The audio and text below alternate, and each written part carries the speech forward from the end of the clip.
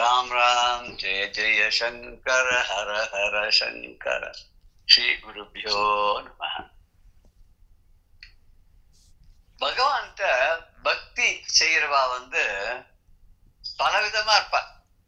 கீதையில கூட சொல்ற ஆர்த்தி, அர்த்தார்த்தி, ஜிக்ஞாசு, ஞானி இப்படி எல்லாம் சொல்றா இல்லையா.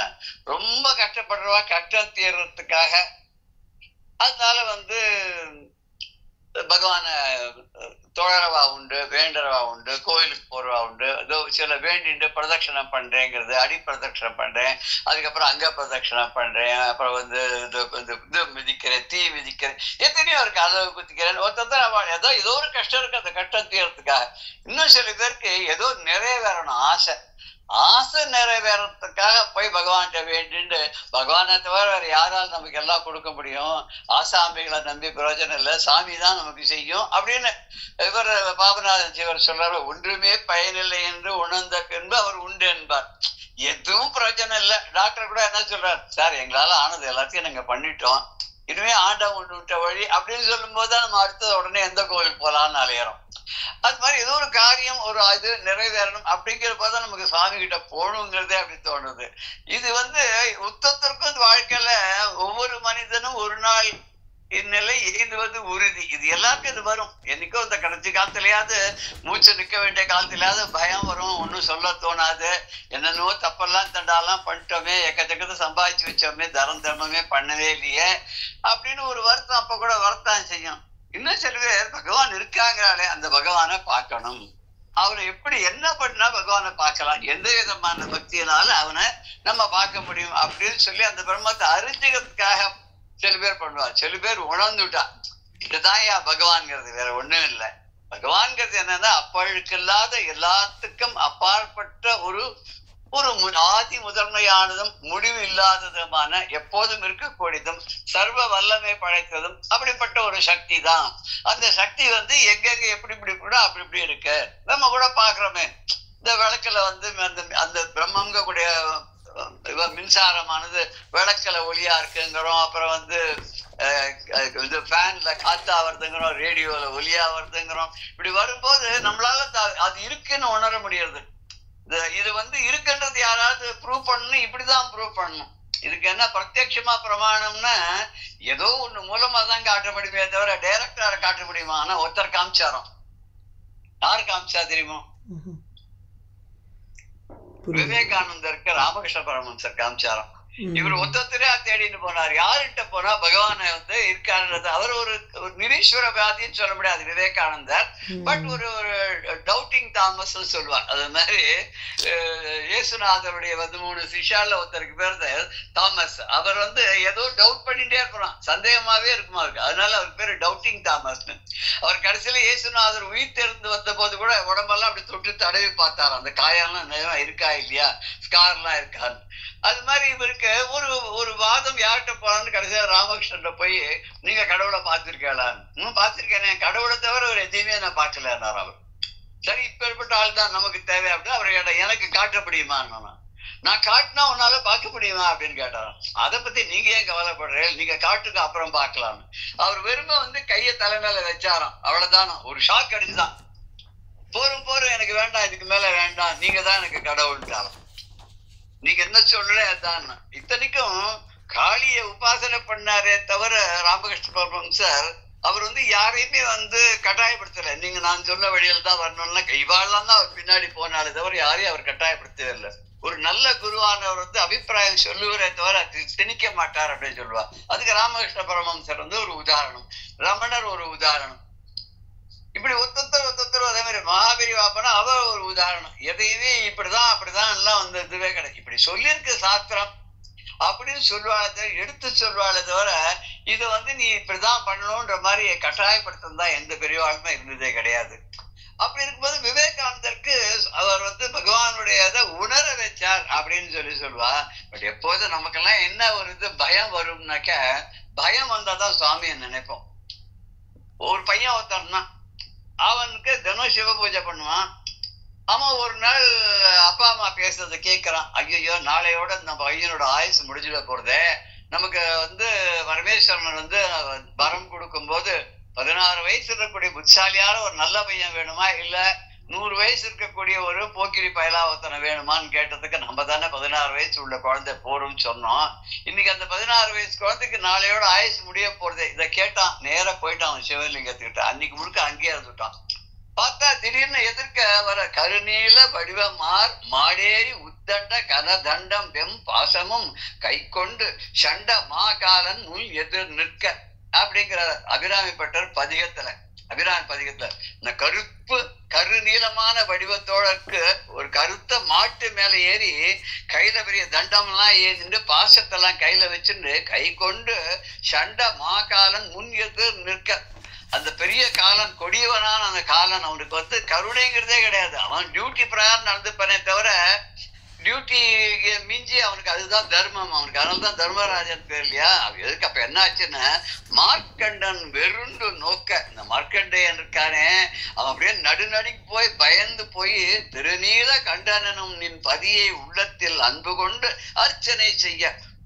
திருநீலகண்டன், நீலகண்டன் அப்படின்ற பேருக்குடைய அந்த கருத்த நீல நிறமான கருநீளமான அந்த தொண்டை சண்டத்தை உடைய அந்த பரமேஸ்வரன் உன்னுடைய பத்தி அம்பாளை பார்த்து கேட்கிறார். உன்னுடைய பத்தி உன்னுடைய கணவனானவன் அவனை விட்ட உண்மையான அன்பு கொண்டு உள்ளத்துல அவனை நினைச்சு அவனை அர்ச்சனை செய்யும் போது ஈசன் அவ்விலிங்கம் பிளப்ப, அந்த லிங்கத்தை அந்த ஈஸ்வரன் பிளந்துண்டு வெளில வந்தான. பிளப்ப நின்னோடு தோன்றி, அவன் தனியா வரலையாம் பரமேஸ்வரன். பரமேஸ்வரன் தனியா வந்தா அவருக்கு கோபம் தான் ஜாஸ்தி இருக்குமா, அம்பாளோட சேர்ந்து இருக்கும் போதுதான் கருணையாம். ராமனுக்கு கூட அப்படிதான் சொல்லுவான். வாலி கேட்கிறானா, அவன் அடிச்ச உடனே எனக்கு ஒன்னோடு புரியுறது ராமா, உன்னோட சீத்தை இருந்த வரைக்கும் நீ யாரையுமே வதம் பண்ணல, உன்னை விட்டு சீதை பிரிஞ்ச உடனே நீ ஒத்தொத்தரையா வதம் பண்ணிட்டு வந்துட்டே இருக்க. சீதை இல்லாத போது நீ பண்ணதெல்லாம் வதம், சீதை உன்னோட இருக்கும் போது பண்ணதெல்லாம் அனுகிரகம் அப்படின்னு வாலி சொல்றதாக வாரியார் சுவாமிகள் சொல்லுவார் அவர். அப்போ அது எப்படி நடந்தோ அதே மாதிரி எல்லா கடவுளுமே கருணையே வடிவான அன்னையை தன்னுள் இருக்க. ஒருத்தர் நாக்குல வச்சுருக்கார், ஒரு டம்ள பாதி ஒருத்தர் வச்சுருக்கார், ஒருத்தர் வந்து ஹிருதயத்துல வச்சுருக்காரு, நம்ம பாக்குறோம் இல்லையா. அவர் இந்த லிங்கத்தை பிளந்து அம்பாளோட சேர்ந்து தோன்றான். நின்னோடு தோன்றி யமனை சூலத்தில் ஊன்றி, அந்த யமனை தன்னுடைய சூலத்தால ஒரு குத்தி கீழே தள்ளி விட்டாலாம். பெருநீள மலையான நிலத்தில் அன்னவன் வீழான். அவனை வந்து பெரிய மலையே கீழே உருண்டு கீழே விழற மாதிரி காலால உதைச்சு கீழே தள்ளி பிறங்கு தாளால் உதைத்து, தன்னோட காலால வேற உதைத்து பேசு முனி மைந்தனுக்கு அருள் செய்தது. அந்த பேசு முனின்னா அந்த புரு அப்படின்ற வார்த்தைக்கு பேசுதல் சொல்லுதல் அர்த்தம் இல்லையா, இல்லையா பிரவி சொல்லுகிறேன் மாதிரி புரூதி. அப்படி அந்த புரு அதுல இருந்து பிருகு அப்படின்றதுக்கு இவர் தமிழ் படுத்தி என்ன சொல்ற, பேசு முனிங்கிறார். யாரு? பிருகு முனிவருடைய பிள்ளையா மார்க்கண்டேயர்? தெரியல, அப்படிதான் தெரியுது. இதுல பார்த்தாக்க அந்த முனிவருடைய பிள்ளையான மார்க்கண்டேயனுக்கு அருள் செய்தது, அவர் அருள் பண்ணாரு ஈஸ்வரன். அந்த ஆளா பண்ணா இல்ல இல்ல இல்ல, உனது அரிய பேரொருளின் வண்ணம் என்றோங்கிறார். உன்னோட ஒரு கருணையினுடைய வடிவா இருக்கக்கூடிய உன்னுடைய அருளால தானே அவன் பண்ணான். நீ மாத்திரம் அவரோட உடம்புல பாதியா இல்லாத போயிருந்தா பரமேஸ்வரன் நமக்கிறதுக்கு வம்பு, யாரோ அவன் வேலையை செஞ்சுட்டு போறான், நம்ம பாட்ட நம்ம வேலையை பார்ப்போம்னு ஒரு ஆடின்னு இருந்திருப்பார். நீ அவருடைய உடம்புல பாதியா இருந்ததுனால்தான், உன்னுடைய கருணையை வந்து அந்த மார்க்கண்டேயனுக்கு இருந்ததுனால்தான் யமன் உடனே அங்க போய் இந்த லிங்கத்தை பிளந்து வெளியில வந்து அந்த யமனை சம்ஹாரம் பண்ணார் இல்லையா அப்படின்னு கேட்கிறார். எல்லாருக்குமே இந்த பத்தின ஒரு பயம் வரும்போதுதான் வருது அப்படின்றது இந்த பாடல்ல நமக்கு அபிராமி பட்டர் வந்து சொல்றார். அப்படி பயத்தை போக்கக்கூடிய காலனுக்கே காலனாக இருக்கக்கூடிய அந்த பரமேஸ்வரனுடைய பெருமையெல்லாம் சொல்லிட்டு வரும்போது திருவிளையாடல் புராணத்துல ரொம்ப வசதியானவர் அவர் அப்படின்னு சொல்றார். ஒரு கதாநாயகனை பத்தி சொல்லும் போது எல்லா காவியங்களுமே வந்து அவரை பத்தி ஓஹோன்னு தான் சொல்லணும்னு நம்ம பார்த்திருக்கோம் இல்லையா. அது மாதிரி இதுல வந்து என்னென்னலாம் ஓஹோன்னு இருக்கு. அந்த விபூதி யோகம் அதுல வரும்போது கீதால பகவான் வந்து எதெல்லாம் உலகத்துல சிறந்ததா இருக்கோ அதெல்லாம் தான் சொல்லிட்டு வர்றார் இல்லையா.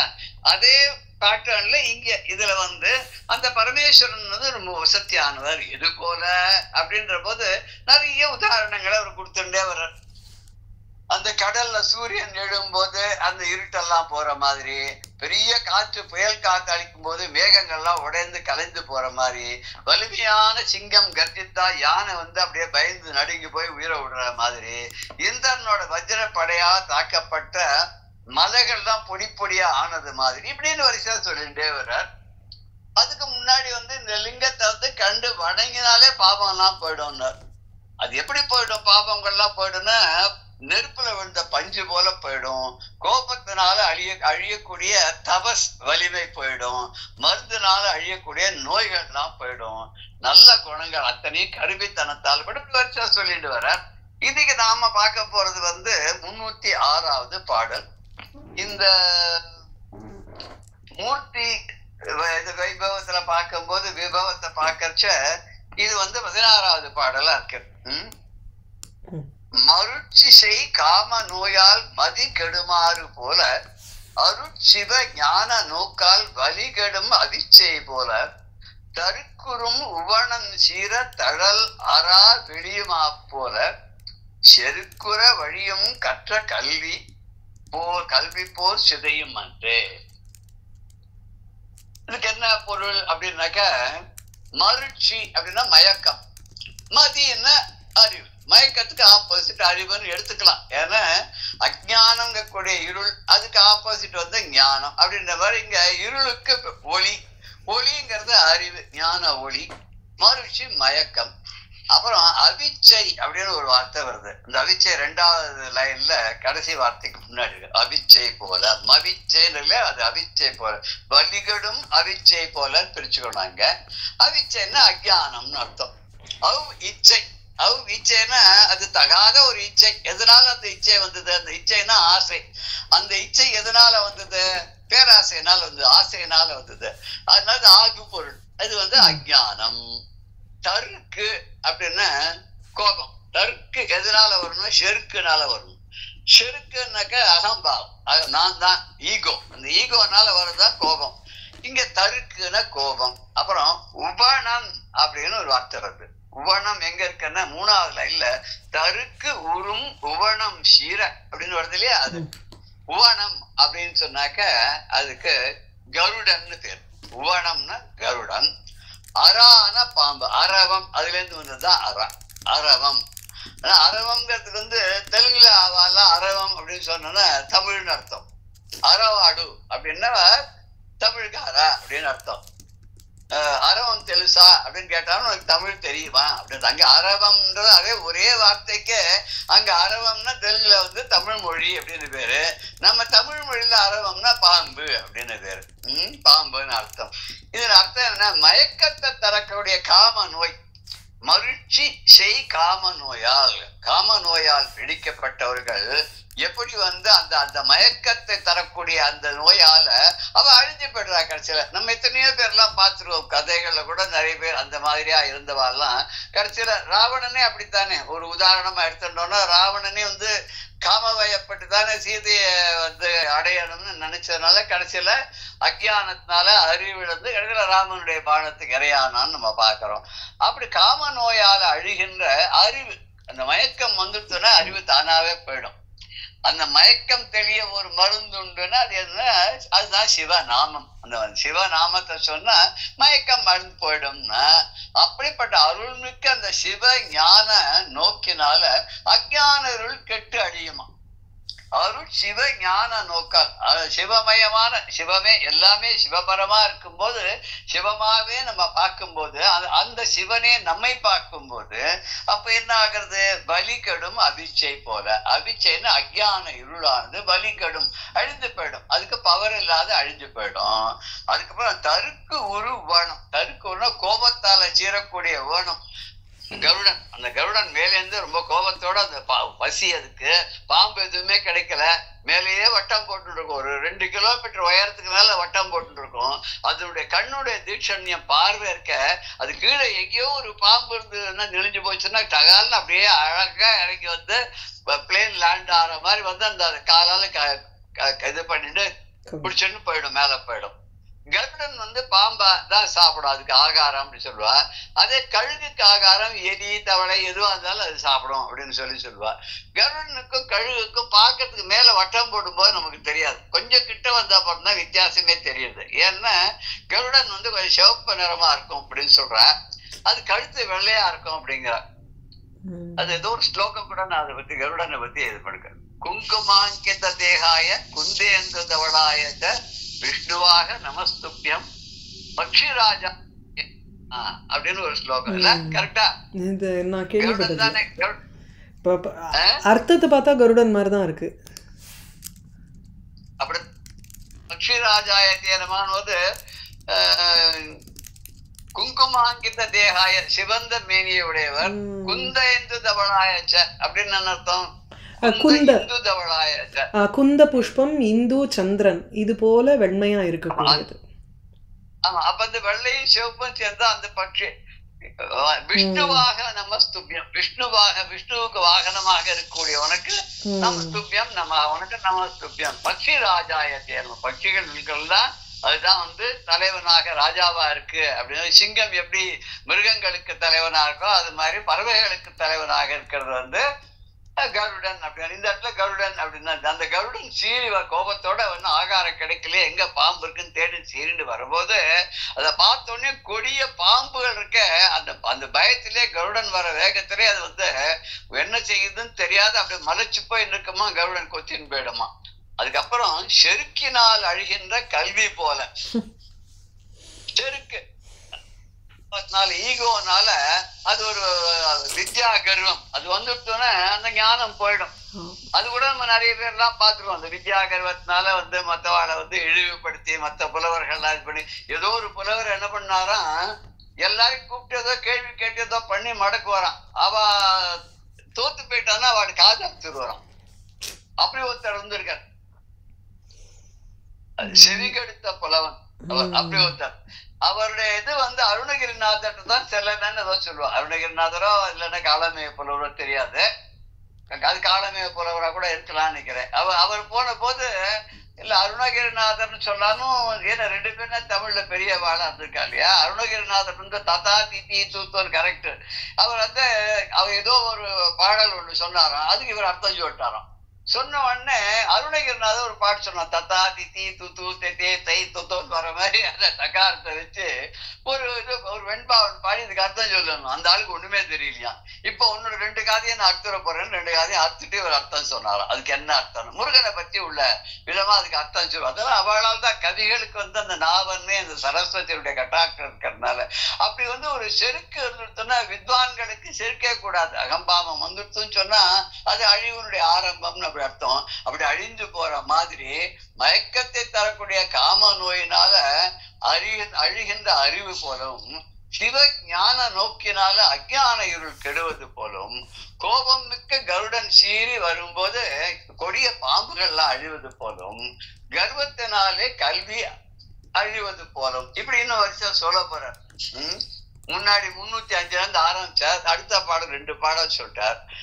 மருட்சி மயக்கம், மதினா அறிவுன்னு பார்த்தோம், அவிச்சை அப்படின்னா அஜ்ஞானம், தருக்குன்னா கோபம், உவனம்னா கருடன், ஆறான பாம்பு, வலின்னா வலிமைன்னு எடுத்துக்கலாம். வெறும வலின்னு எடுத்துட்டோம்னா நோய் வலி, உடல் வலியா இருக்கு என்ன வலிக்கிறது அப்படின்ற அர்த்தம். அத வந்து வலின்றது அந்த காலத்து சங்க தமிழ்ல வந்து வலின்னா வலிமை அப்படின்னு அர்த்தம். மைங்கிற எழுத்து இல்லாத லோபம் பண்ணி வலிமைன்னா வலி. அபிராமப்பட்ட குடத்துக்குள்ள ஒரு கல்வி புகழ் அது வலி அப்படின்னு சொல்றாரு. நான் கூட வேடிக்கையா சொல்றேன், நீங்க எல்லாம் வாரம் அந்த பாட்டை பாடிட்டு வலிய கூட 16 பேரும் தந்தருளின்னு வரும். கடைசி பாடல் பதிகத்துல வந்து சகல செல்வங்களும் தரும் அப்படின்னு சொல்லி அந்த பாடல்ல நீங்க வலின்னு கேட்கறதுனால அம்பாள் உங்க எல்லாருக்கும் வலிய கொடுக்குறா ஏதோ ஒரு விதத்துல அப்படின்னு சொல்லுது. அதனால அந்த மாதிரி அது வலிமைன்னு பாடுங்க, இல்ல வலிவு அப்படின்னு வலுவுன்னு பாடுங்க அப்படின்னு சொல்லுவேன் நான் வேடிக்கை. அடுத்த பாடல்னு சொல்றேன்னா, புலரியின் ஜீவன் முக்தி புரோசனை காண பெற்றால் கடல் ஆட்குட்பட்ட அவனி மா தானம் செய்த பலன் உறும் கதிர்கால் உச்சி வைகளில் படிய பெற்றார் கலைஞர் பா 110 கபிலை மாதானம் பேராம். புலரியில் ஜீவன் முக்தி, ஜீவன் முக்தி புரோசனனை காண பெற்றார். அலைக்கடல் ஆட்குட்பட்ட, அடைக்கடலாட்குட்பட்டன்றது அடைக்கடல் அலையோடு கூடிய கடல், கடல் ஆட்பட்ட அப்படின்னா 4க்கு ஆட்பட்ட, அலைக்கடல் 4க்கு உட்பட்ட அப்படி பிரிக்கணும். அலைக்கடல் 4 உட்பட்ட அவனி மாதானம் செய்த பலன் உறும் கதிர் கால் உச்சி வைகளில் பணிய பெற்றார். உச்சி வைகளில் பணிய பெற்றார். கலைஞர் 110 கபிலை மாதானம் பெறலாம். இப்ப வேற விதமா பிரிச்சோம். அடுத்த 3வது வேற மாதிரி பிரிக்கலாம். புலரியில் ஜீவன் முக்தி புரோசனை காண பெற்றால் அடைக்கடல் 4க்கு உட்பட்ட அவதி மாதானம் செய்த பலனுறும் கதிர் கால் உச்சி வைகளில் பணிய பெற்றார். கலைஞர் 110 கபிலை மாதானம் பேராம். இப்ப கொஞ்சம் புரியுது இல்லையா? புலரியில் ஜீவன் முக்தி. புலரி அப்படின்னா காலை பொழுது, புலர்ந்தது, காலை புலர்ந்ததுன்னு சொல்றோம் இல்லையா? புலரி அது காலையானது, அப்படி காலை பொழுதானது வெளியது, அதிகாலை பொழுது, அருணோதயம். மலையாளத்துல புலரின்னா இப்போ உஷக்காலம். உஷக்காலம் புலரின்னு சம்ஸ்கிருதத்திலயா? இல்ல மலையாளத்துல. மலையாளத்துல புலரின்னா அதிகாலை. அதேதான் யூஸ் பண்ண. ஏன்னா ஒரு காலத்துல மலையாளம்னு ஒரு மொழி தமிழ்ல இருந்து வந்ததுன்னு தான் சொல்லுவா. அதாவது சம்ஸ்கிருதத்தையும் தமிழையும் கலந்துதான் மலையாள மொழி பண்ணினா கொஞ்சம் மியூசிக்கலா சொல்லணும், அவ்வளவுதான். அந்த பாலக்காட்டு பக்கத்துல எல்லாம் போனா அவ தமிழையே மலையாளமா பேசிடுவா. இந்த பாலக்காட்டுல போய் குழியன் வாக்குல தஞ்சாவூர் சைட்ல இருந்தெல்லாம் போய் பாலக்காட்டுல பாதி பேர், திருநெல்வேலி சைட்ல பாதி பேர் எல்லாம் போய் சேர்ந்து அந்த காலத்துல ஒரு 400-500 வருஷத்துக்கு முன்னாடி போய் சேர்ந்துட்டா அப்படின்னு சொல்லுவான். அந்த முகலாயர் படையெடுக்கும் போது அவன் வந்து அந்த கேரளா சைடுக்கெல்லாம் அவெல்லாம் போகலன்னு நினைக்கிறேன். அந்த சென்ட்ல அவெல்லாம் அங்கேயே குடியேற்கிற அவெல்லாம் தமிழ் தான் பேசுவா. ஆனா தமிழ் எப்படி இருக்கும்னா மலையாள ஆக்சென்ட்ல இருக்கும். இப்ப கூட நம்ம பார்க்கலாம். நம்ம பம்பாய்க்கு போனோம்னா அந்த காலத்துல நிறைய பேர் கேரளால இருந்து போய் குடியேறிட்டாலாம். அதுக்கப்புறம் போனவா எல்லாருமே எந்த ஊர்ல இருந்து போனவாளா இருந்தாலுமே இந்த அக்கம் பக்கத்துக்காரோட பேசி பழகியே அவ பேசுற தமிழ்ல கொஞ்சம் மலையாள சாயதான் இருக்கும். ஏய் அப்படின்பா. எதுக்கு எடுத்தாலும் அது ஓ அப்படின்வா. சாதாரண தெரிவிக்க அவன் மலையாளக்கார கிடையாது, தமிழ்காரா தான். இந்த அக்கம் பக்கத்துக்காரோட பழகி பழகி சொன்னேன் கேட்டியா அப்படின்பா. நான் ஒண்ணு சொல்றேன் கேட்கறியா அப்படின்னு நம்ம கேட்கலாம். சொன்னேன் கேட்டியா அப்படின்ற மாதிரிலாம் சொல்லுவேன். நான் காணிச்சு கொடுக்குறேன் அப்படின்பா. முக்காவத்தி வந்து தமிழ் வார்த்தைகளா தான் இருக்கும். 100% நம்ம இதுவா சொல்ல அடிச்சு சொல்லலாம். சம்ஸ்கிருத வார்த்தைகள் அப்புறம் தமிழ் வார்த்தைகள் ரெண்டையும் ஒரு மாதிரியா ஒரு மாத்தி ஸ்லைட்டா மாத்திருப்பா. கொஞ்சம் ஒரு நேசலா சொல்லிட்டா அது மலையாளம் அப்படின்னு சொல்லலாம். நம்ம இந்த புலரின்னா அதிகாலை பொழுது. அப்புறம் ஜீவன் முக்தி புரேசர். ஜீவன் முக்தி இந்த ஆத்மாக்களுக்கெல்லாம் ஜீவன் முக்தராக செய்யக்கூடியவன். இந்த ஜீவனோடு இருக்கும் போதே முக்தி விடுபட்டு அவன் தன்னுடைய பாதத்துல சேர்த்துக்கிறான். அப்பேற்பட்ட சோமசுந்தர கடவுள்னு அர்த்தம். அவனின்னாக்க பூலோகம். பூலோகத்துக்கு அவனின்னு பேரு. ரொம்ப பேர் அவனிங்கிறது வந்து தமிழ் மொழின்னு வச்சிருக்கா. இல்ல, அவனிங்கிறது சம்ஸ்கிருதம். அவனிஜா அப்படின்னு ஒரு வார்த்தை கூட இருக்கு இல்லையா? சீதைக்கு அவனிஜான்னு பேரு இல்லையா? கரெக்டா? அவனின்னா பூமி. அவளுக்கு பிறந்தவள் அவனிஜா. பூமியில் பிறந்தவள், பூமிக்கு பிறந்தவள். அது எந்த தத்புருஷ சமாசத்துல வேணாலும் எடுத்துக்கலாம்னு நினைக்கிறேன். அவனின்னா பூவுலகம். கதிர் கால் உச்சி.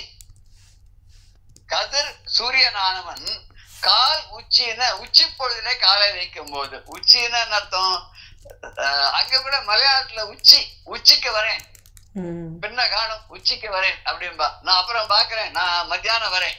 அதாவது உச்சின்னா கரெக்டா சூரியன் தலைக்கு நேரம் இருக்கிறது. 12 மணி அப்படிதான் நம்ம சொல்றோம். மத்தியானம் 12 மணிக்கு கரெக்டா தலைக்கு நேரம் மேல இருப்பார் அப்படின்னு தான் சொல்றோம் இல்லையா?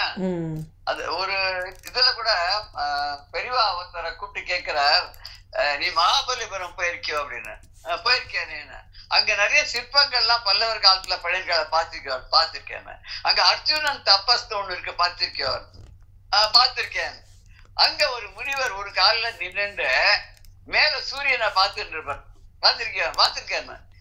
அது எந்த டயத்தை குறிக்கிறதுன்னு கேட்டப்போ நான் அதெல்லாம் அவ்வளவு கவனிக்கல பெரியவா, நீங்க சொல்லுவோம். அவர் தலைய சாச்சின்னு மேல தலைக்கு நேர பாக்குறாரு. ரெண்டு கையும் விரல்களை கோத்துண்டு அந்த கைக்குள்ள வரக்கூடிய அந்த ஒரு துவாரத்தின் வழியாக மேல பாக்குறார். எத்தனை மணிக்கு நம்ம மேல தலைக்கு நேர சூரியனை உச்சியில பார்ப்போம்? அது நடுப்பகல் மத்தியானம் தான் பார்ப்போம். அதனால அந்த சிற்பி பண்ணிருக்கிறது பிரகாரம் பார்த்தா அது எந்த காலத்தை குறிக்கிறதுனா நடு மத்தியானம், நடு வெயில குறிக்கிறது அப்படின்னு சொல்லலாம். அது மாதிரி இங்க உச்சி பொழுது அப்படின்ற கதிர் கால் உச்சி அப்படின்ற சூரியனானவன் உச்சி பொழுதிலே காலை வைத்து இருக்கும் போது, அப்புறம் கலைஞர்கள் அப்படின்னா அறிஞர்கள், பேரறிஞர்கள். இப்ப நம்மலாம் கூட நிறைய அந்த மாதிரிலாம் பேர்லாம் வச்சுக்கிறோம் இல்லையா? அவ சில பேர் தானாவே ஒரு சுயமா அது ஒரு பேரை, ஒரு கல்பனையா புனை பெயர் அப்படின்ற பேர்ல சில பேர்லாம் வச்சுப்பா. சில பேர் வேற ஏதோ ஒரு இன்ஸ்டிடியூஷன் மூலமா ஒரு பேரை தனக்கு வாங்கி வச்சுட்டு அந்த பேர் தன்னோட பேரோட ஒட்டின்றதாக ஓரளவுக்கு பாப்புலாரிட்டி கிடைக்கும் அப்படின்ற சில பேர் அப்படின்னு நினைக்கிறதுலாம் உண்டு இல்லையா? அது மாதிரி எல்லாமே மொத்தத்துல பார்க்கும்போது எல்லாருமே கலைஞர்கள் தான். ஏதோ ஒரு விதத்துல அவர் சிறந்தவர்களா இருப்பார். நம்ம விட நமக்கு தெரியாத விஷயம் ஏதோ அவளுக்கு தெரிஞ்சதா இருக்கும். அவர்கள்லாம் அறிஞர்கள். கலைஞர்னா அறிஞர்கள் அர்த்தம். 110 அப்படிங்கிறார். இது ஒரு கணக்கு வைக்கிறார்.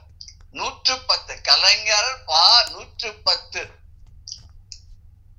கலைஞர் பால் 110. 110 அப்படின்னா 100 × 10 1000. அப்புறம் கபிலை மாதானம் பேரா. கபிலை அப்படின்னாக்க மாடு, பசு மாடுக்கு கபிலை. எங்க கபிலைன்ற வார்த்தை கூட எங்கேயோ இருக்கலாம். கபிலா, கபிலா கௌஹு, கபிலா கௌஹுன்னு சம்ஸ்கிருதத்துல உண்டு. கப்பிலனா அது பசுமாடு அப்படின்னு நம்ம பார்க்கும்போது இது இந்த திருவிளையாடல் புராணம் எழுதியிருக்கிற இவர் பரஞ்சோதி முனிவர் ஒரு 300 வருஷம் முன்னாடி இருந்திருப்பான்னு நான் நினைக்கிறேன். இந்த காலத்தை கூட நம்ம முதல்ல ஆரம்பத்துல பார்த்தோம். 300 வருஷம் அதுக்கு குறையாத இருக்கும், 300 வருஷம் முன்னாடிதான் இருக்கும் அந்த காலத்துல. இவர் ஒரு 14th 15th செஞ்சுரி. இவர் கிட்டத்தட்ட 600 வருஷத்துக்கு மேல, 700 வருஷம். அப்ப அந்த காலத்துல எல்லாம் எல்லாருக்குமே எல்லா லாங்குவேஜும் தெரிஞ்சிருந்திருக்கு. எந்த விதமான ஒரு மத வெறியோ மொழி வெறியோ இல்லாம, அவளுக்கு ஜாதி வெறி இதெல்லாம் இல்லாத எல்லாரும் எல்லாத்தையுமே கத்துட்டு இருந்திருக்கா. ஒரு ஞானபரமா இருக்கணும்ன்றதுக்காக வடக்க இருக்கிறவா தெற்க இருக்கிற மொழிகளை கத்துருக்கா, தெற்க இருக்கிறவா எல்லாம் வடக்கு மொழியை கத்துட்டு இருக்கா. ஒரு இது கூட சொல்றது உண்டு, கொங்கணி அப்படின்னு ஒரு மொழி இருக்கு. அந்த மொழிக்கு ஸ்கிரிப்ட் கிடையாது. கொங்கணிங்கிறது அந்த மேங்களூர் சைட்ல, தார்வாடு, அந்த ஹூப்ளி, தார்வாட், உடுப்பி அந்த சைட்லாம் கொங்கணி பேசுறவா இருக்கும். கொங்கன் ரயில்வே கூட இருக்கு இல்லையா? அது கோவா ஏரியான்னு நினைக்கிறேன். அந்த கோவா ஏரியா அங்கேருந்து ஒரு போன ஒரு முனிவர் பேரு கொங்கணான்னு பேரு. அவரை பத்தி கூட ஏதோ ஒரு இதுல ஒரு உபநிஷத்துல வருது. ஏதோ ஒரு உபநிஷத்துல கொங்கணா, அந்த தர்மவியாதன் கதையில வரும்போது ஒரு மொழி கொக்கென்று நினைத்தனையோ குங்கணவான்னு அந்த பத்திபத்தையான திரி கேட்டாலும். அவ எப்படி இந்த வீட்டை படிதாண்டாத இருக்கிறவளுக்கு நான் வழியில வந்த கொக்கை எரிச்சேன்னு எப்படி தெரியும்னு ஆச்சரியம் இருக்கு. எப்படிமா உனக்கு இது தெரியும்னா, நீ ஒண்ணுல மிதிலைக்கு போ, அங்க ஒரு வேடன் ஒருத்தன் இருக்கு. அவன் இது வியாதன்னா இதெல்லாம் மாம்சம்லாம் கட் பண்ணி விக்கிறவன் போல இருக்கு. அவனை போய் கேடு, அவனை கேட்டா தெரியணும். இவன் போன உடனே என்ன அப்பா அம்மாக்கு சர்வீஸ் பண்ணணும், வியாபாரத்தை முடிக்கணும், கொஞ்ச நேரம் உட்காரு நான் சொல்றேன். சரி உட்காந்து அவன் வேலையெல்லாம் முடிச்சுட்டு குளிச்சுட்டு இவருக்கு என்ன வேணும் எது வேணும் எல்லாம் கேட்டுட்டு யார் அந்த அம்மா அனுப்பிச்சாளான்னு வரான். உனக்கு எப்படிடா தெரியும்? இதெல்லாம் ஒண்ணு இல்ல, மாத்திரு சேவை, பித்ரு சேவை, இந்த கணவனுக்கு பதி சேவை, அதோட தன்னுடைய தர்மத்தை என்ன எழுதியிருக்கோ, நமக்கு என்ன விதிச்சிருக்கோ அந்த தர்மத்துல இருந்து வழுவாத நடக்கிறவாளுக்கு இதெல்லாம் ரொம்ப சாதாரணமாக கைவரப்படக்கூடிய சித்திகள். இதுக்குதான் தபஸ் பண்ணிதான் ஆகணும். இல்ல நீயும் தபஸ் பண்ணி என்ன தடைஞ்ச, எதை பார்த்தாலும் எரிஞ்சு போற அழிவு நோக்கு தான் உனக்கு கிடைச்சதுன்னு சொல்றா இல்லையா? அது ஒரு இது கபிலை. நம்ம இங்கிருந்து எங்கேயோ போயிட்டோம். நம்ம இப்ப அந்த பாடலுக்கு பார்க்கலாம். புலரிய ஜீவன் முக்தி புரோசனனை காணப்பெற்றால், புரோசனை அப்படின்னு ஆத்மாக்களுக்கெல்லாம் ஜீவன் முக்தாகும்படியான அருளை செய்யக்கூடிய அப்பேற்பட்டவன் யாருன்னு அவனை அதிகாலையில் வழிபட்டார். புலரிய காலங்காத்தால ஜீவன் முக்தி தரக்கூடிய புரோசனன் அப்படின்னா அந்த பரமேஸ்வரன் அவனை காணப்பெற்றால் தரிசனம் பண்ணோன்னு, கோயில் போய் அதிகாலையில தரிசனம் பண்ணோன்னு என்ன பலன்? ஜீவன் முக்தி தரக்கூடிய அவனை வழிபட்டால் அலைக்கடல் 4க்கு உட்பட்ட அவனி மாதானம் செய்த பலன் உறும். அலைக்கடல் 4 கடல், நாற்புறமும் சூழ்ந்த கடல்னா என்டையர் உலகம். அப்பதானே உலகம் முழுக்க சுத்திருக்குன்னு சொல்ல முடியாது. நம்ம பாரத வருஷம் அப்படின்னு பார்த்தா அந்த பாரத கண்டத்தை பார்த்துட்டு தான் 3 பக்கம் தானே கடல் இருக்கு. இவர் 4 பக்கமும் கடல் சொல்லும் போது அலைக்கடல் 4 சூழப்பட்ட 4க்கு உட்பட்ட அந்த ஆழிசூழ் உலகமெல்லாம் பரதனி ஆளனி போய் கம்ப நாட்டார் சொல்றாரு இல்லையா, இதுல கம்பராமாயணத்துல கைகேயி சொன்னாலும் உங்க அப்பா சொல்ல அரசன் ஆழிசூழ் உலகமெல்லாம்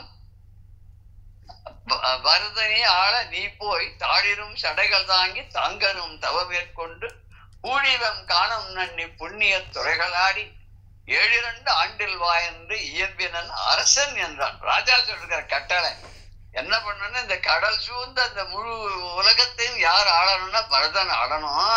நீ ஜடாமுடியோட போய் காட்டுல போயிருந்து தபஸ் பண்ணி அங்க இருக்கிற புண்ணிய நதிகள் எல்லாம் நீராடி ஒண்ணு இல்ல, ரொம்ப நாள்லாம் இல்ல, 7 ஆண்டில் வா.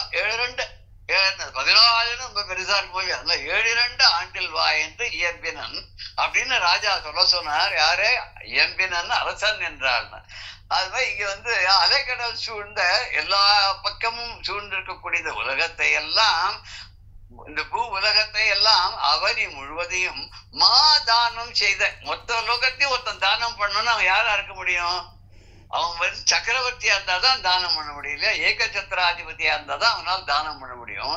அப்படி பூதானம், பூதானம்னு ஒருத்தர் கூட பண்ணார்ல, வினோபாஜின்னு ஒருத்தர் எல்லாத்தையும் நிறைய நிலம் வச்சிருக்கவாள்லாம் கொடுங்கோன்னு சொல்லி அவர்கிட்ட தானம் வாங்கி ஏழை எளியவர்களுக்கெல்லாம் கொடுத்தாராம். ஒண்ணுமே இல்லாதவர்கள்லாம் பகிர்ந்து கொடுத்தாராம். இருக்கிறவன்ட்டு வாங்கி இல்லாதவனுக்கு கொடுத்தாரு. வாரியார் சுவாமிகள் தான் சொல்லுவார், இருக்கிறவனுக்கு ஏன் மேல மேல கடவுள் கொடுக்குறாருன்னு இல்லாதவர்களுக்குலாம் அள்ளி அள்ளி கொடுக்கணுன்றதுக்காதான். அள்ளி அள்ளி கொடுன்னு கொடுத்தா இவன் கிள்ளி கிள்ளி கொடுக்கறானே, இது என்ன நியாயம் அப்படிம்பார். அலைக்கடல் 4 சூழப்பட்ட பூவுலகை தானம் கொடுத்த பலனை, இந்த உலகத்தையே தானமா ஒருத்தன் பண்ணான்னு அன்னைக்கு கதையில சொன்னோம் இல்லையா, கர்ணன் மொத்த மலையா குவிஞ்சிருக்கிற தங்கத்தையும் எல்லாரும் எடுத்துக்கிடான்ட்டு போயிட்டான் கை தட்டிண்டு. அது மாதிரி தானம் பண்ணவா அந்த பலனை பெறுவார். அப்பேற்பட்ட ஒரு பூதானம் பண்ணத்துடைய பலனை கிடைக்க வாழ்க்கை. உச்சி பொழுதுல வழிபட்டா, அந்த சூரியன் உச்சிக்கு வரும்போது மத்தியான காலத்துல வழிபட்டா கலைஞர்களுக்கெல்லாம், கலைஞர்களை எல்லாம் ஊக்குவித்த கலைஞர்கள் அந்த காலத்துல அந்த பாவாணர்கள், இசை வல்லுநர்கள், அப்புறம் பெரிய புலவர்கள், இவர்கள் தான் அறிஞர்கள் தான் அந்த காலத்துல. அப்பேற்பட்ட அறிஞர்களுக்கெல்லாம் என்ன அப்படின்னா 110 1000 கபிலை மாதானம் பேராம். கபிலை 1000 பசுக்களை தானம் கொடுத்ததுக்கு சமமாகும் அப்படின்னா. ராமாயணத்தை கூட ஒரு காட்டுக்கு போறதுக்கு முன்னாடி ராமர் என்ன பண்றான்னு ஒரு கதை, அது எங்க இருக்குன்னு தெரியாத ஆதாரம். யாரோ ஒருத்தர் போய் எல்லாருக்கும் ஒரு தானம் பண்ணாரு, கையில இருக்கெல்லாம் கொடுத்தாரு. அப்பவோ இல்ல சரையன் நதியில போய் எதுக்கு வைகுண்டத்துக்கு போறதுக்கு தீர்மானம் பண்ணவோ எப்போ தெரியல, ஏதோ ஒரு சந்தர்ப்பத்துல இவங்க எல்லாருக்கும் எல்லாத்தையும் தானம் பண்ணாராம். அப்போ ஒரு அந்தனர் போய் எனக்கு என்ன கொடுக்குறேன், என்ன எல்லாம் முடிஞ்ச பிறகு இப்ப வரையே அப்படின்னா, சரி ஒன்னே ஒன்று பண்றேன், கொஞ்சம் உனக்கு நிலம் தரேன், நீ போயிடுச்சுக்கோன்னு. எவ்வளவு நிலம் தருவேல் அப்படின்னு கேட்டான். பாரு, உன் கையில இருக்க தடியை தூக்கி வீசி எரிஞ்சான்னா அது எங்க போய் விழுதோ அது வரைக்கும் தரேன்னாராம். இவர் ரொம்ப பேராசையில ஒரு 5 நிமிஷம் நல்லா ராமநாமத்தை தியானம் பண்ணிட்டு தன்னோட வலிவெல்லாத்தையும் சேர்த்து வச்சு இந்த கம்பை தூக்கி எறிஞ்சாராம். அது சரையு நதிக்கு அந்தண்ட பக்கம் போயிட்டான். போனோன்னா ராமர் சொன்னார், அவ்வளவு பெரிய நிலத்தையும் நீ அடைஞ்சுட்ட, இப்போ இந்த வச்சுக்கோ, நான் போயிட்டு வரேன்னு பஞ்சபாத்திரத்தை எடுத்தாங்க, தீர்த்தத்தை வாங்கணும்னா அவர் பயந்து போய் வேண்டவே வேண்டாம், எனக்கு எவ்வளவு தகுதியோ அவ்வளவு நீ கொடுத்தா போறே, பேராசையில நீ ஒண்ணுமே இல்லாத எல்லாத்தையும் கொடுத்தப்புறம் என்ன தரப்போறியா நினைச்சேன். அப்ப ராமர் சொன்னாராம், இப்ப கூட நான் கொடுத்த ராஜ்யம் என்னோடது இல்ல, இது நான் காட்டுக்கு போறேன், பரதன் தான் ஆட்சி பண்ண போறான். ஆனா அவன் என் மேல வச்சிருக்க மரியாதைனால யாருக்கு என்ன கொடுத்தாலும் அவன் தப்பா நினைச்சுக்க போறதில்ல, அதை நிச்சயமா அப்ரூவ் பண்ணுவான். அந்த தைரியத்துல தான் நான் கொடுத்தேன், உனக்கு என்ன வேணுமோ எடுத்துக்கோ அப்படின்னு சொல்லி போனார் அப்படின்னு சொல்லுவார். ராமர் அது மாதிரி பண்ணாருன்னு. அது 1000 பசுக்களை அறிஞர்களுக்கு தானம் பண்ண புண்ணியம் கிடைக்கும் அப்படின்னா.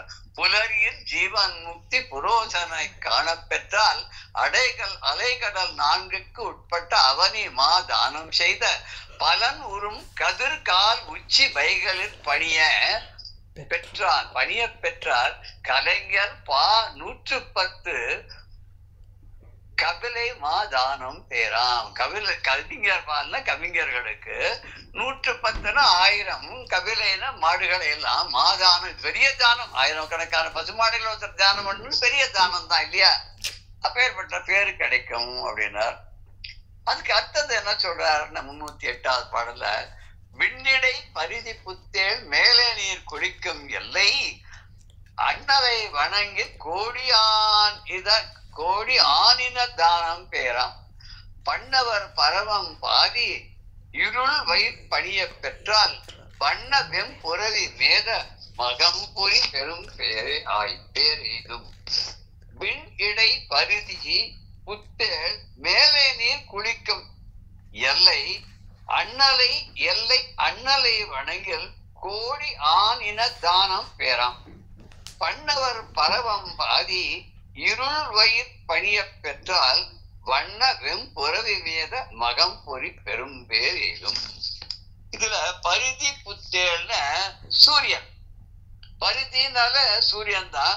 புத்தேல்னா அது ரொம்ப ஒரு பிரகாசமாக இருக்கக்கூடியவர், எப்போதும் சக்தி குறையாத இருக்கக்கூடியவர், புத்துயிர் அளிக்கக்கூடியவரா இருக்கிறார். உலகத்தில் இருக்கிற அத்தனை உயிர்களுக்கு அவரே உயிராக விளங்குறதுனால புத்தேள். புத்தேள்னா புதிய தேள்னு பிரிக்க கூடாது. புத்தேள் அப்படின்னா தேன் போன்ற, தேன் எப்படி ஒரு மருந்தோ அது மாதிரி இந்த உலகத்து உயிர்கள் அனைத்துக்கும் சக்திங்கக்கூடிய உயிரை கொடுக்கக்கூடியவராக இருக்கிறனால சூரியன் அவர். மேலை தவம்னு உயர்ந்த தவம்னு அங்க எடுத்துக்கிறோம். ஆனா இங்க மேலை கடல் முழுதும் கப்பல் விழுவும். பாரதியார் பாடிருக்காரு இல்லையா? சிந்து நதியின் மீசை நிலவினிலே சேரன் நாட்டிலம் பெண்களுடனே சுந்தர தெலுங்கினில் பாட்டி சேர்த்து தோணிகள் ஒட்டி விளையாடி வருவோம். அதுல தானே வருது. மேலை கடல் முழுதும் கப்பல் விடுவோம். நிறைய வரும். ஆமா, வரிசையா நிறைய சொல்லி இதெல்லாம் பண்ணுவோம்னு அப்பயே சொல்லிட்டாரு. சுதந்திரம்லாம் வரத்துக்கு 30 வருஷம் முன்னாடியே எல்லாத்தையும் சொல்லிட்டு போயிட்டாங்க. இங்க மேலை கடல் முழுதும்னாக்க மேற்கு பக்கத்துல அரபிக்கடல், அந்த அரபிக்கடல் முழுக்க கப்பல் விடுவார் அவர் அப்படின்னு சொல்லிட்டாரு. அதுல பண்ணவர் அப்படின்னாக்க பண்ணவர் புலவர் அப்படின்லாம் சொல்றது தேவர்களுக்கு சொல்றது உண்டு. அவர் நிறைய தவம் பண்ணினவர்கள் அவர்கள்லாம் பண்தவர் பண்ணவர் அப்படின்னு எடுத்துக்கலாம். நிறைய தவம் பண்ணவர்கள். அந்த தவம் பண்ணனால்தான் இந்த பூலோகத்திலிருந்து சொர்க்கலோகத்துக்கு போயிருக்கா தேவர்கள் வாழ்க்கை பேரு. இந்த தேவர்களுக்கு நிறைய நம்ம உடலுக்கு இல்லாத இதெல்லாம் நிறைய உண்ட வாழ்க்கை. என்னன்னா ஒண்ணு அவ கண் இமைக்காது, 2வது கால் கீழப்படாது, அவ கழுத்துல மாலை போட்டா அது வாடாது, அவ உடம்புல இருந்து பேட் ஸ்மெல் வராது, அவளுக்கு எந்த திட ஆகாரமும் அங்க கிடையாது, ஒண்ணும் சாப்பிட மாட்டா. அவளுக்கு ஒரு மூச்சு காத்து பிராணன் அப்படின்றதுலாம் அவளுக்கு தனியா ஒண்ணுமே கிடையாது. அவ எல்லாருக்கும் ஆட்டோமேட்டிக். அது உள்ள அந்த தானாவே ஜெனரேட்டர் மாதிரி எலக்ட்ரிசிட்டி ஜெனரேட் பண்ற மாதிரி அவளுடைய உடம்புல அந்த காற்றானது வாயுவே எந்த அன்னைக்கு அடிபட்டுதான் இருக்கா. அதனால அவ எல்லாருக்கும் அந்த மூச்சு காற்று எப்போதுமே இருக்கக்கூடியதாக இருக்கிறது. இன்னைக்கு போயிடும், நாளைக்கு போயிடும், 10 நாள் டாக்டர் கெடு வைக்கிற மாதிரிலாம் கிடையாது அங்க. அதனால பண்ணவர்னா தேவர்கள்னு. தேவர்களுக்கு இந்த பாதி இருள், அது என்னது பாதி இருள், அது அப்படியே சம்ஸ்கிருதம் பண்ணா அர்த்தராத்திரி. ஆமா, அர்த்தராத்திரி. அது அர்த்த ஜாமம் சொல்றது உண்டு இல்லையா? நம்ம போது சிவராத்திரி போது அர்த்த ஜாமம் பரமேஸ்வரனுக்கு அபிஷேகம் பண்ணுவாரு. அர்த்த ஜாம பூஜை அது ஒரு 4 காலம் அபிஷேகாதிகள் பண்ணும்போது அர்த்த ஜாமத்துல அவர் ருத்ரம் சொல்லி அபிஷேகம் பண்ணுவார் இல்லையா? அது அப்புறம் புரவி வேத மகம் அப்படின்னு சொன்னா யாகம். புரவி வேதன்னா மேதாக்கு வகார மகார அபேதம் வேத. இந்த இடத்துல வேதனை வேதம் எடுத்துக்கூடாது. புரவி மேத மகம் மாக்கு பதிலா வா. ஆமா, இப்ப இந்த இதுல கூட தமிழ்ல பான்னு சொல்றதெல்லாம் கன்னடத்துல ஹான்னு சொல்லுவா. சம்ஸ்கிருதத்துல கூட வான்னு வர்றதெல்லாம் பெங்காலிஸ் பான்னு சொல்லுவா. வங்காளம் சொல்லுவா, பெங்கால் அப்படின்வா, பெங்களா அப்படின்வா. அது மாதிரி இங்க தமிழ்ல பால் அப்படின்னா இங்க ஆள் அப்படின்பா. பாவெல்லாம் ஹாவா. அது மாதிரி இங்க வேதம் என்னன்னாக்க வேதம் அப்படின்ற இதை யூஸ் பண்ணிருக்கா. வேதம்ங்கிறத நம்ம மேதம் படிக்கணும். புரவின்னா அஸ்வம், வேதன்றது வேத, மகம்னா யாகம், அஸ்வமேத யாகம். என்ன சொல்ல வராரு இவர் இதுல? இந்த ஆகாயத்துல இருக்க சூரியன் இருக்கானு மேற்கு திசை உச்சியில இருக்கும் போது வழிபட்டா என்னன்றத இதுக்கு முன்னாடி பாடல்ல சொன்னார் இல்லையா? உச்சி பொழுதுல வழிபட்டா கலைஞர்களுக்கெல்லாம் 1000 பசுமாடுகள் கொடுத்ததுக்கு சமம் புண்ணியம் கிடைக்கும்னா, இப்போ பெண்ணிடை பருதி ஆகாசத்துல இடை இந்த பக்கத்துல இருந்து அந்த பக்கத்துக்கு சஞ்சாரம் பண்ணக்கூடிய அந்த பருதி புத்தேல் அந்த சூரியன் ஆனவன் மேலே நீர் குளிக்கும் எல்லை மேற்பகுதி மேற்கு திசையில கூடிய அந்த எல்லையில குளிக்கும் அப்படின்னா இறங்கும். நமக்கு குளிக்கிறதுக்கு என்ன பண்ற, குளத்துல இறங்குறோம் இல்லையா? அவரை அவர் மேலே திசையில கடல்னா அவர் இறங்குறாராம் அந்த பக்கத்துல. அப்படி குளிக்க இறங்கும் போது அண்ணலை வணங்கி கோடி ஆனினத்தான பிறம். அண்ணல்னா இங்க சிவபெருமான். அந்த சிவபெருமானை சோமசுந்தர கடவுளை மதுரையம்பதியில் இருக்கக்கூடிய அரசர்க்கெல்லாம் அரசனாக வழங்கக்கூடிய அந்த சுந்தரேஸ்வரரை வழிபட்டால் கோடி பசுக்களை தான பலனை பெறுவார். கோடி ஆனினம் தான பேராம். கோடி கோடிய பசுமாடுகளை எல்லாம் தானம் பண்ண பேராம். அந்த காலத்துல தானத்திலேயே ரொம்ப சிறந்த தானமாக என்ன கருதினாக்க, ஒண்ணு கல்வி தானம், 2வது பசுமாடுகளை தானம், அதுக்கப்புறம் பூதானம், அதுக்கப்புறம் அன்னதானம். இப்பதான் நமக்கு நிறைய கண் தானம், ரத்த தானம்னா நிறைய வந்துடுச்சு இல்லையா? எத்தனையோ விதமான தானங்கள் எல்லாம் வந்துடுச்சு இல்லையா?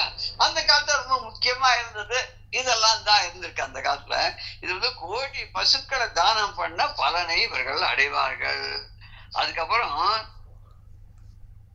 பண்ணவர் பரவம் பாதி இருள் பயிர் பணிய பெற்றால் வண்ணவெம் புறவி வேதம் மகம் பொறி பெரும்பேர் ஏதும். அண்ணலை வணங்கில். அண்ணல் அப்படின்னா பரமேஸ்வரன், எல்லாரும் எல்லோராலும் வணங்கப்படக்கூடிய அண்ணல்.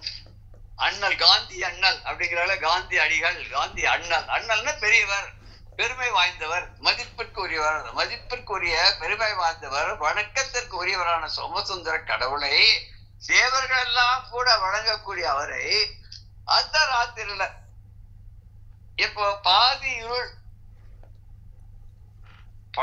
பண்ணவர் பரவன படிய, பண்ணவர் பரவன தேவர்கள் எல்லாம் வழங்கக்கூடிய அந்த அர்த்த கிராமத்துல பாதி இருளாக இருக்க காலத்துல வணங்கினால் பணிய பெற்றால், அந்த ராத்திரில பணிய பெற்றால் வணக்கம் செய்தால் வணங்கினால் அந்த ஜாமத்துல அபிஷேகம் பண்ணி பூஜை பண்ணா வண்ண வெம் புறவி வேத மகம் பொறி பெரும்பேர் எய்தும். அப்ப அவளுக்கெல்லாம் என்ன கிடைக்கும்னா அஸ்வமேத யாகமே செய்த இந்த வண்ண வெம்புறவி வெண்மையான குதிரை, அந்த குதிரையை வச்சு யாகம் பண்ண புறவி வேதம்னா அஸ்வமேத யாகம் பண்ணினா மகம் புரிய என்ன புண்ணியம் கிடைக்கும், என்ன பேரு கிடைக்கும், அந்த பெரும் பேரு ஏதும். அதனால் கிடைக்கக்கூடிய பெரிய பேரானது அவளுக்கு கிடைக்கும் அப்படின்னா. அப்பா எவ்வளவு சுலபமா போயிடுச்சு இல்லையா? அப்படின்னு பார்த்தா நம்ம மதுரையிலே இருந்துட்டு தினம் போய் சோமசுந்தர காத்தால ஒரு தடவை, மத்தியானம் ஒரு தடவை, சாயங்காலம் ஒரு தடவை, ராத்திரி ஒரு தடவை போயிட்டு வரலாமே. வரலாம் தான், அதுக்கு நமக்கு கொடுத்து வச்சுக்கணுமே, ஒரு கொடுப்பன இருக்கணுமே இல்லையா? உன்னருளால் உன்தாள் வணங்கினார் திருவாத ஊரார் இல்லையா? அவனுடைய அருள் இருந்தா தான் அவனை வணங்க முடியும். இல்லையா என்ன பண்ணுவோம், பஸ்ல உட்காந்துன்னு போயிட்டே இருப்போம், பஸ்ஸும் காலியாவே இருக்கும். அது வந்து ஒரு பெரிய ரோடு வழியா படிச்ச சைட்ல வந்து ஒரு பெரிய கோவில் இருக்கும். அங்க சன்னதியானது ரோட பார்த்து இருக்கும். நம்ம பஸ்ல உட்கார்ந்தே பார்த்தா யாருடைய தலையும் மறைக்காது, நம்ம அழகா பார்க்க முடியும் அந்த சுவாமிய.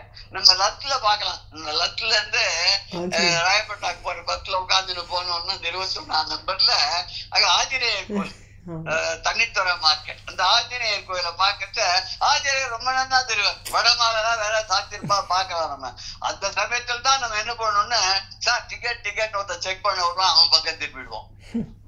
இல்லன்னா யாரோ இடிச்சு தள்ளுவான். இல்லன்னா எதுக்கு ஒரு பஸ் வரும், அது கூட்டமா இருக்கும், அதுல நிக்கிறவெல்லாம் மறைச்சுட்டு இருப்பான். பகவான் படு சுலபமாக பார்க்க முடியும் அப்படின்னாலும் பார்க்க முடியாதவாறு என்ன ஆகுது அந்த சமயத்துல அப்படின்னு கேட்டாக்கா ஏதோ ஒண்ணு மறைச்சிடும். நமக்கு அந்த பாக்கியம் இல்லை. அந்த பேரு இருந்தாதான் கிடைக்கும் தவிர இல்லாத நினைச்சா நம்ம பண்ண முடியுமான்னு முடியாது. அதனால அந்த ஜீவன் முக்தரா ஆக்கிறாருனாக்கா எல்லாரையும் ஆக்கிடுவாரான்னு முடியாது. அதுக்குன்னு ஒரு தகுதி இருக்குல்ல. எல்லாருக்கும் டாக்டரேட் கொடுத்துட முடியுமா? அதுக்குன்னு படிச்சு அதுக்கு உள்ள பரீட்சைகள்லாம் அட்டன் பண்ணி அதுக்குள்ள தீசிஸ் தான் சப்மிட் பண்ணி அது ஒத்துக்கும் முடியாது. யாரும் அதே மாதிரி பண்ணாதவாடாது. அப்பதானே கிடைக்கும் இல்லையா? இல்லைன்னு நம்மளா போட்டுக்க முடியுமா? இல்லையா? 14 பாடம் முடியாது இல்லையா? அதே மாதிரிதான் இங்கேயும் வந்து அந்த முக்தியை தரக்கூடிய அந்த பெருமானை வழிபட்டா எப்படிலாம் வழிபட்டா 4 கடல் சூழப்பட்ட உலகத்தை தானம் பண்ண பலன் கிடைக்கும்.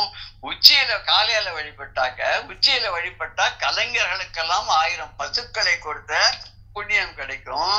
அப்புறம் வந்து உச்சி காலத்துல வழிபட்டாக்க இது கிடைக்கும்னா இப்ப அஸ்தமிக்கும் போது அப்படின்னா அஸ்தமிக்கும் போதில் வழிபட்டா என்ன கிடைக்கும் அப்படின்னா சோமசுந்தர கடவுள் நமக்கு கோழி பசுக்களை தானம் பண்ண புண்ணியத்தை தருவார், பெரும் பேரை தருவார். தேவர்களால வணங்கப்பட்ட அப்பேற்பட்ட அந்த பரமேஸ்வரனான அந்த ஈஸ்வரனை பாதி ராத்திரில அர்த்த ஜாமத்துல அபிஷேகம் பண்ணி ருத்ரம் சமக்கம் சொல்லி வழிபட்டாக்க அஸ்வமேதையாகவே பண்ண பலனாகும் அப்படின்னு இதுல சொல்றார். இதுக்கு அப்புறம் இன்னும் என்ன இவ்வளவுதானா, இதுக்கு மேலேயா இருக்காருன்னா என்ன இதோட முடிஞ்சு போலியே, இதெல்லாம் முடிகிற சமாச்சாரமா நான் இன்னும் நிறைய இருக்க, இன்னும் நிறைய பார்க்க போறோமே, இன்னும் நிறைய நான் சொல்ல போறேனே அப்படிங்கிறவர். இன்னும் எத்தனை சொல்ல போறார் அவர், எப்படி சொல்ல போறாங்கிறத அடுத்த செஷன்ல நம்ம கண்டினியூஸா பார்க்கலாம். ஜெய் ஜெய சங்கர, ஹர ஹர சங்கர, ஸ்ரீ குருப்யோ நம. ராம் ராம்.